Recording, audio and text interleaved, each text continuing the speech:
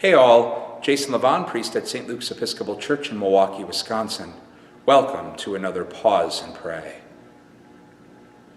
As I've said before, I have the blessing as one who wears a collar to be allowed into the stories of people's lives in marvelous and humbling ways. And one of the ways in which I love to be allowed into the stories of people's lives is when they're contemplating joining St. Luke's. Maybe they're coming from another tradition or another church.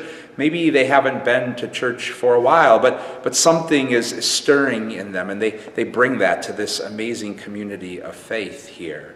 And it's always an honor to hear those stories. And oftentimes, those stories will touch on an experience of brokenness that people are carrying.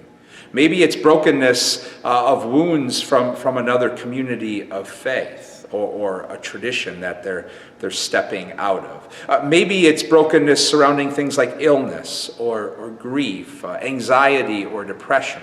Maybe it's brokenness surrounding the everyday overarching stresses of life, working a job that maybe isn't all that fulfilling, struggling to care for children or elderly parents.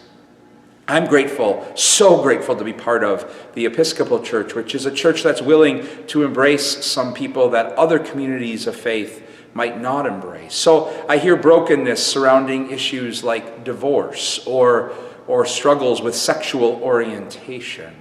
And I just hope and pray that we as St. Luke's can be a community where people with whatever brokenness they're carrying are able to experience a divine embrace.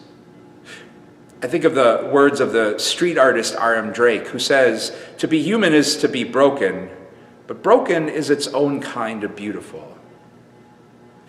Today, the Episcopal Church lifts up the confession of St. Peter. We pray the gospel where Jesus asks his disciples, "Who do you say that I am?" And Peter boldly stands up and says, You are the Messiah, the Son of the living God." But we know, who've read the gospel, that immediately after this, Peter goes on to reveal his fragility and brokenness when he falls on his face, rebuking Jesus for saying that the Messiah must undergo great suffering. And we also know that further down the road, Peter would reveal his brokenness once again when he would deny Jesus 3 times around a bonfire in the shadow of the cross. But we also know that Jesus looked lovingly on Peter in all of his brokenness, asking him 3 times if Peter loved him, to restore Peter. And in that sense, then we celebrate not so much just a confession of Peter today, but the ability of God to look upon Peter, upon all of us in our brokenness with love, and with an ability of that love to build something beautiful out of our brokenness.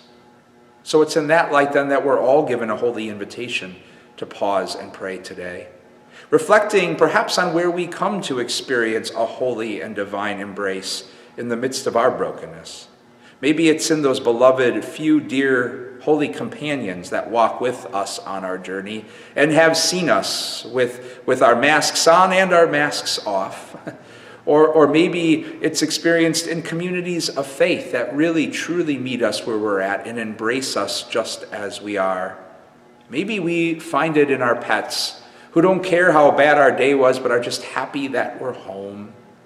Or maybe today our prayer is simply for the grace to step out in some faith and offer the brokenness of our lives to the one who looks lovingly upon it all and is able, out of that love, to build something beautiful on the rocks and rubble our brokenness leaves behind. God's peace and blessings to you all.